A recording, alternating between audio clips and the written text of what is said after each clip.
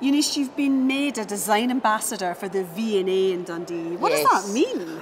For me, it's an absolutely incredible opportunity, and I am honoured and delighted to be part of the team and to be a design champion. It's certainly something that I didn't imagine, but I understand and I take it very seriously, and it's something that I would like to use to not only encourage people to look at the V&A, but also just in terms of like inspiring people so that they understand that if you do good work, people will see it and people will recognise it. So what will you actually be doing then? So I'll be involved in a variety of projects. I'll be curating some exhibitions at the gallery, which is very exciting and very top secret.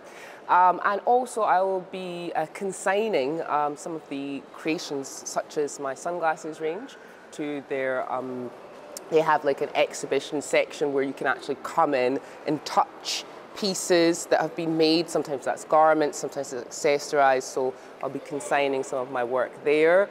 And just generally getting involved as much as possible. For me, I think the most important thing is that the museum is as inclusive as possible, that's as diverse as possible, and that we're able to connect with, you know, everyday people who, to me, are just as much a part of the V&A as anyone else. And I think that has been very key and very central to the message of the V&A, which makes sense because it's about design, it's about innovation, it's about creation. So for it to be as inclusive as possible is something that I'm very passionate about. I mean, this is a big deal, isn't it, the V&A coming to Dundee? I mean, what do you think it's going to do for the city? What do you think it's going to do for Scotland? I think that for the V&A to be in Scotland is absolutely remarkable. However, not surprising, because when we look at the history of Scotland, we can see that we have so many incredible designers. We probably have more talent than we know what to do with, and that's not just talking about architectural designers or fashion designers, right across the board. And I think what having the V&A does for Scotland is it's an opportunity for us to remind Scottish people, to remind young people of our history of design. So I think it's fantastic. And the building's beautiful, yes, isn't it? I can't wait to go and see it. Yes, it's so exciting. And again, we've got Japanese designer, but of course, working with, created by Scottish architects. So, you know, again, we can see this real diversification, inclusion, and this real desire to create something which is spectacular.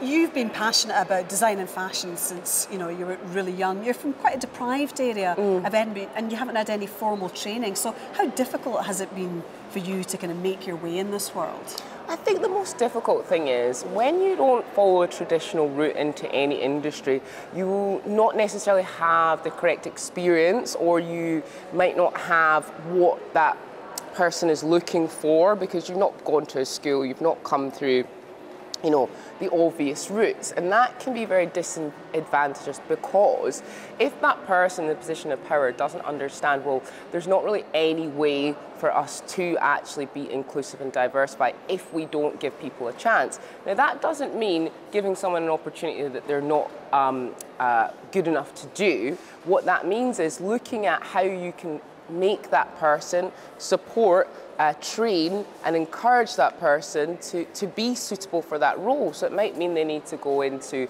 a traineeship, or they might need to go into, you know, a variety of different practices. But the most important thing is we need to think a bit more out of the box, you know, like Scottish people have always done that. That is why they're at the heart of industry and at the heart of creation and innovation. And I think that for us not to do that, we're not really looking at what the other successful countries in the world are doing. You know, we're extremely educated, extremely rich culturally and historically, and it's imperative for us to not have this kind of self-depreciative attitude and to realise that our voice matters, that our voice counts, and there's so much that we can do through design, specifically through theatre and through arts, to transform people's lives. Okay, well, it's been lovely to talk to you, and good luck with your role with the V&A. Thank you very much.